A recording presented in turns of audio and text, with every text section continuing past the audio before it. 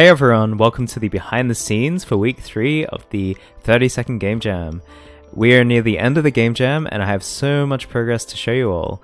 I hope you've all been having a great week. Let's have a look at some of the changes that I've implemented. So last week we left off with the character having a very basic 3-combo sword attack. I found through playtesting that it wasn't that satisfying to use, and I had screen shake to it and it still wasn't that exciting. I added in a dash ability and a few sword attacks, but it wasn't that fun. And I could have taken some time to improve upon the sword combat, but I thought it would take way too long with the time remaining in the game jam to make this really polished. So I decided to opt for another strategy, and you'll see that soon with my sword throw abilities. Before we get into that, I wanted to cover the enemy behaviors that I've implemented into the game. So I finally invested some time in learning about behavior trees and the AI perception nodes inside of Unreal.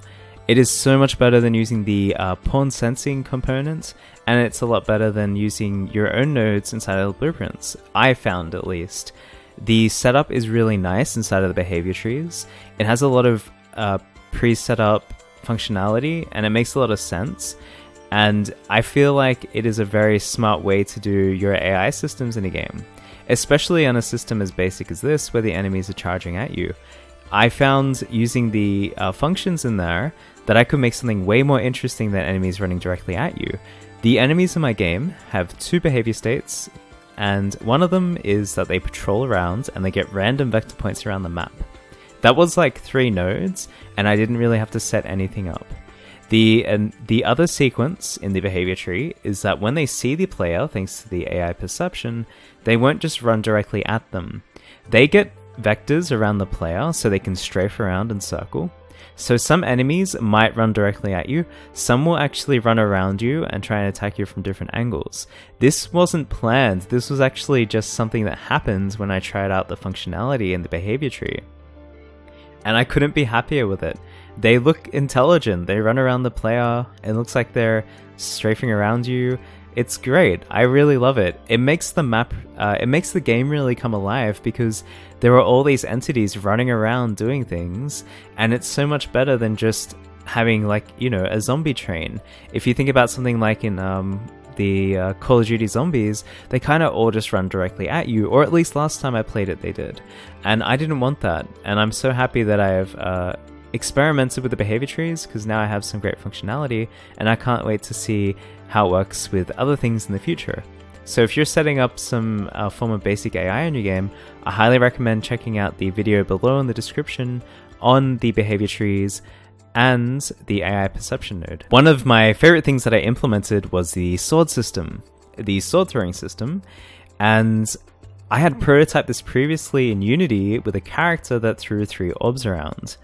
In Unreal, I didn't know how difficult it would be to implement this type of mechanic because I did it in C#, but it was a little difficult at the start, but I figured it out. I went through a few iterations and I hit a few points of frustration. I tried different methods. I even used the homing component with the projectile component, but I figured out a much better way to do it. So as you can see, the swords will rotate around the player, and when you left click, you can shoot one of them out. The sword you shoot out is at random, and it lerps to the position and it lerps back. You'll notice a few tiny details that really add to the impact. First of all, when the sword goes out and hits an enemy, the screen shakes, which adds quite a lot. The sword itself will flash white, the sword scales, and then when the sword comes back, it goes back to the original color and it scales back. When the sword is rotating around and moves, I have a particle effect inside of the blade, and that acts as a kind of trail, which is quite nice. I might polish it up if I get time, but I'm quite happy with how it is for now. The second part of these swords is how they function when they hit enemies. So I put a lot of work into polishing this, and when it hits an enemy, it calls a function that I developed in the enemy. In that function, or I should say custom event, because I needed to use a delay. So in that custom event, when the enemy is hit, they get knocked back, they get launched into the air, as you can see, and when they get launched, they actually flash white, so you really get that visual feedback. So the sword and the enemy flash white, and there is a screen shake. The enemy gets knocked back, really making you feel like you hit that enemy, and after a few milliseconds they explode into particles, and I thought that was a really nice touch. This was massively inspired by Zelda. I remembered when you killed an enemy in Zelda, they would get knocked back and then exploded into particles, and they would flash white. The specific Zelda game that I was thinking of was Oracle of Seasons on the Game Boy Color. I was also really influenced by the talk from one of the Vlambeer members on the artist screen shake, which I'll link in the description below. The last thing that I added in were the time shards, which are those crystals that you see floating up and down. They were really fun to add in. I learned something new with particles through them, and that was the ribbon system. I highly recommend having a look on YouTube for the ribbon system.